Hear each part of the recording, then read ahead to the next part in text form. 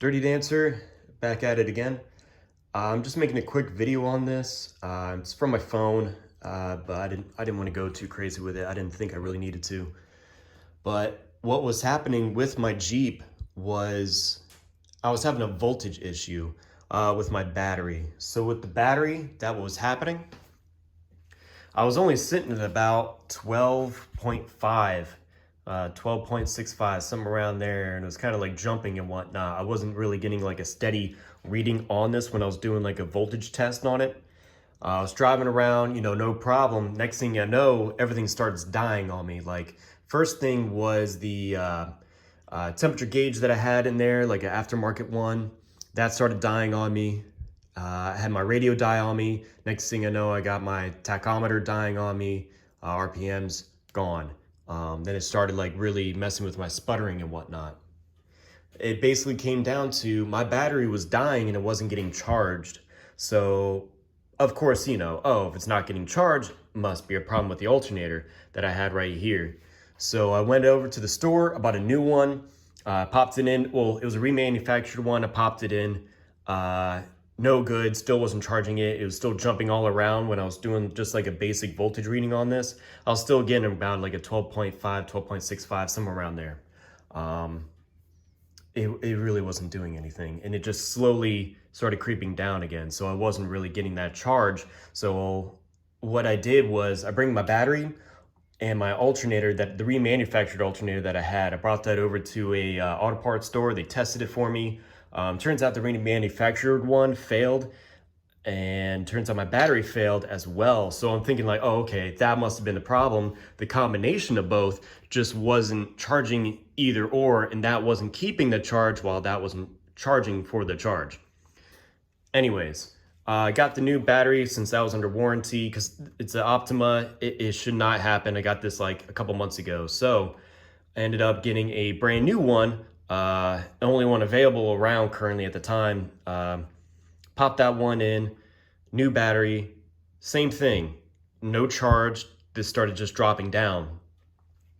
So I'm like, okay, maybe just another bad alternator. Went to the auto parts store, had this tested, passed, no problem. It charges and everything.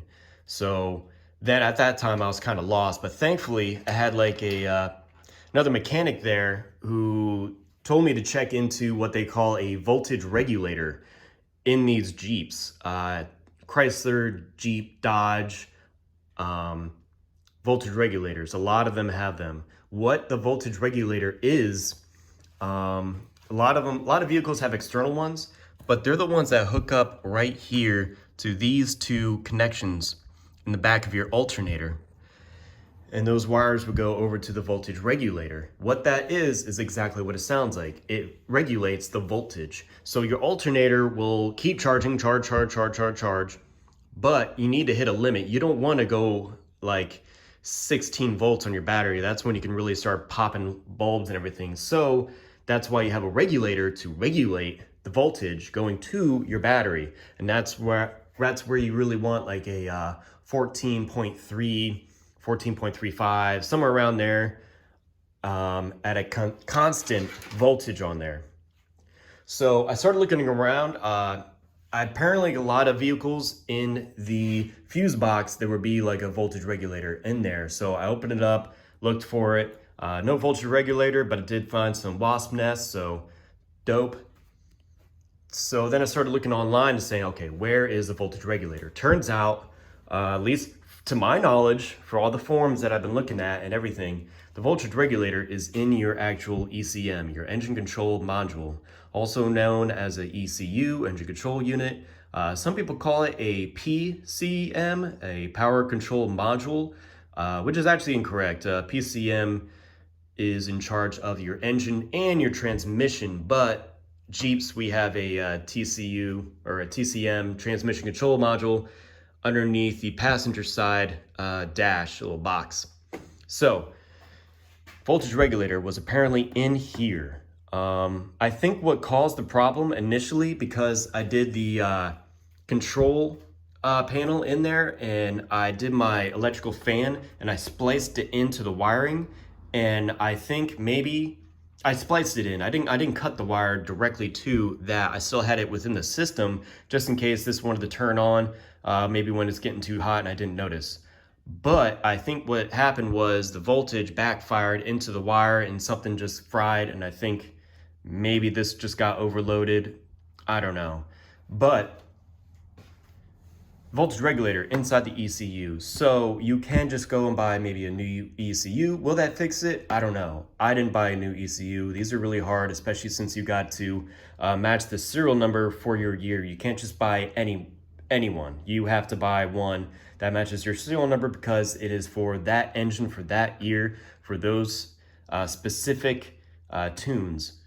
If you buy something from another year, which I did, I plugged it in and my fuel pump only went on for like a third of how much I needed to send, and that's why I had to prime it like twice or 3 times just so I can get the engine started, which I can't do. So anyways, yeah, voltage regulator. So what you have to do is actually do like a bypass on your voltage regulator, skipping your ECU and just going straight from the alternator to an external one and then going to your battery, which this comes into play.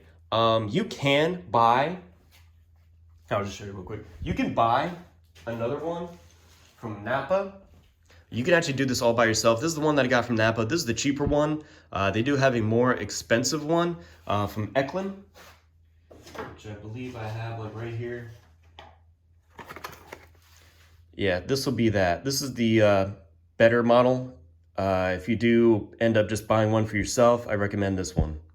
But yeah, Eklund, good company. Or Echelon, I don't know. I went with a system online. This is from Quick Start. They have a whole kit for this. They'll send you this. They will send a FRM, a field repair module as well.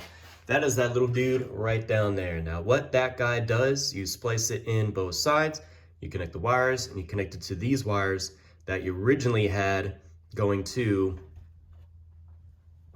your voltage regulator. Because what those 2 wires are to the regulator inside your ECU.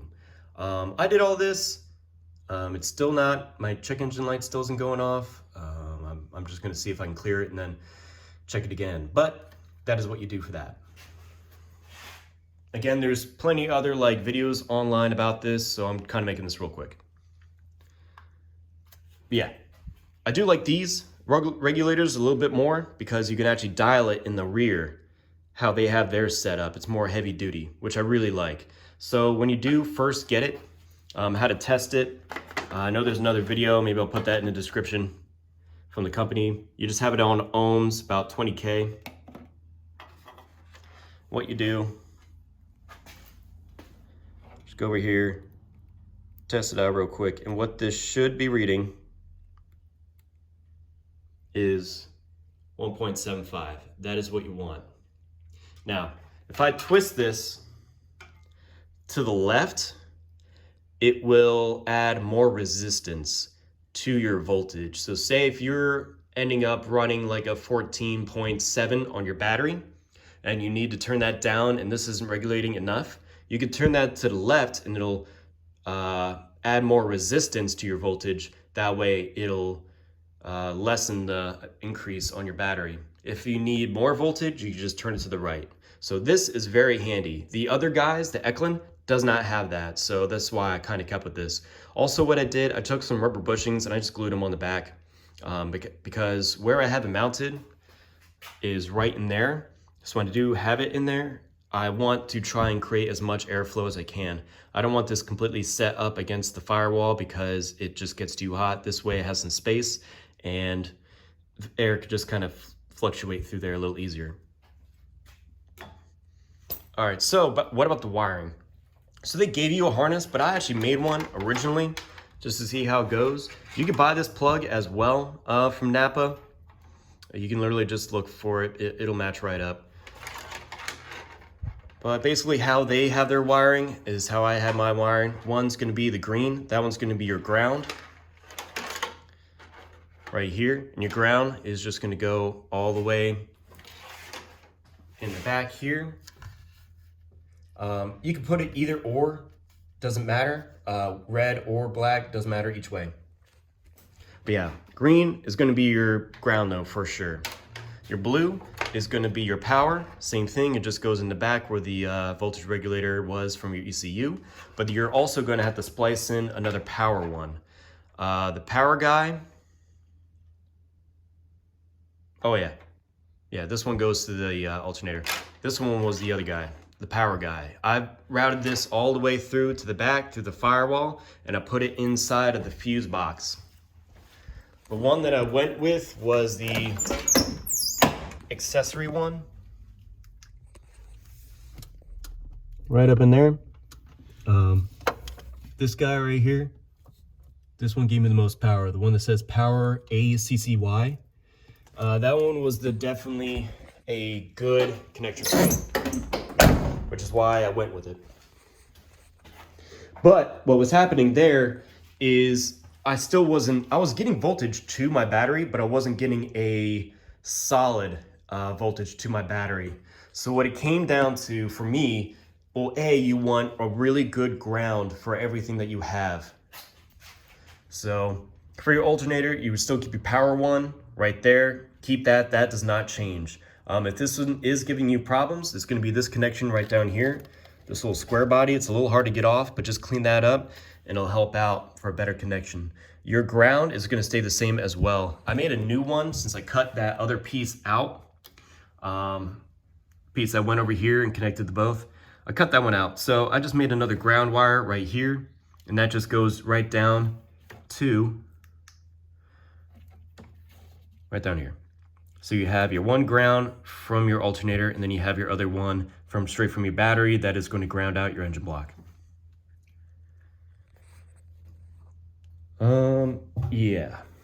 Yeah, you want good grounds for sure. But another thing that you also want is a good power source for your voltage regulator. If you do not have a good power source, it will not really work and the power voltage will fluctuate. I found that out when I had it plugged in and I skipped through the fuse box and just went directly to the battery.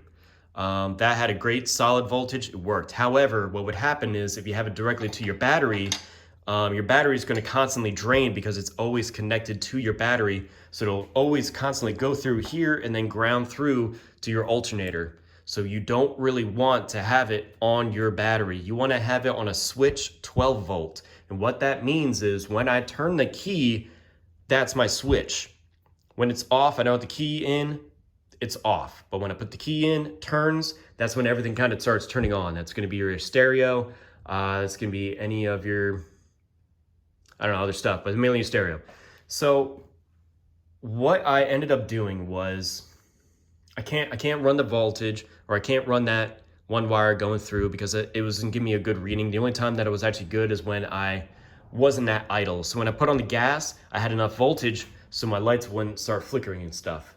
But when I was at idle, my lights would flicker, all the lights would flicker, and it's not good for your battery, it's not great for your engine, it's not good for your alternator because it'll mess up the diodes. Again, what I ended up doing was I used a relay. So just to break this down really quick, so you want voltage from your battery to power your voltage regulator. So what I ended up doing, I had a wire right here, went through, I went to a fuse. I have a 30 amp on there. I could probably go down a little bit more, but I just have a 30 on there just for now. It's gonna go in the back one of your relay right here. That's gonna be your power. This one right here on the side, this one's gonna be your ground for your relay. This is going to ground out your relay. I just have it running over and I got it grounded out right here on this post.